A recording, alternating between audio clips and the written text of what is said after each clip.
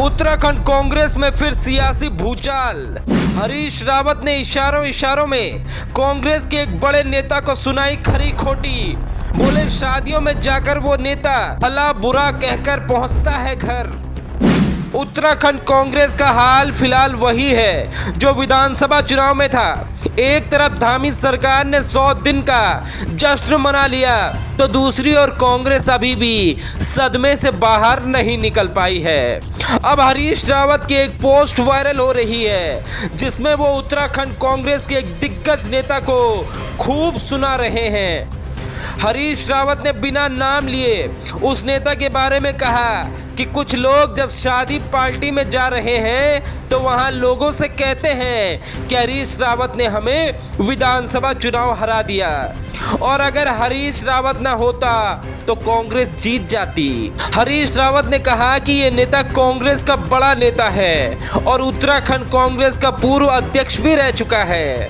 हरीश रावत के इशारे से साफ है कि वो प्रीतम सिंह का जिक्र कर रहे हैं। अक्सर उत्तराखंड में हरीश रावत और प्रीतम सिंह गुट अलग अलग नजर आता है। मीडिया जब प्रीतम सिंह के पास पहुंची कि भाई साहब आपको तो हरीश रावत कह रहे हैं कि आप उन्हें बदनाम कर रहे हैं, इस पर कुछ बोलिए। इस पर प्रीतम सिंह ने कहा कि 2016 में कांग्रेस में जो बगावत हुई उसके जिम्मेदार हरीश रावत ही हैं और अगर उस समय कांग्रेस से नेता बीजेपी में नहीं जाते तो आज उत्तराखंड में कांग्रेस की सरकार होती।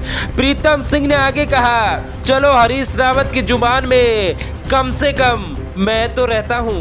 बहरहाल उत्तराखंड कांग्रेस एक तरफ बुरे दौर से गुजर रही है और दूसरी ओर कांग्रेस के सबसे बड़े नेता ही एक दूसरे से उलझ रहे हैं। ऐसे में कांग्रेस का बूथ लेवल के कार्यकर्ता को फजीहत झेलनी पड़ रही है। उसे भाजपा कार्यकर्ता चिढ़ा रहे हैं कि देखो तुम्हारे नेताओं के हाल।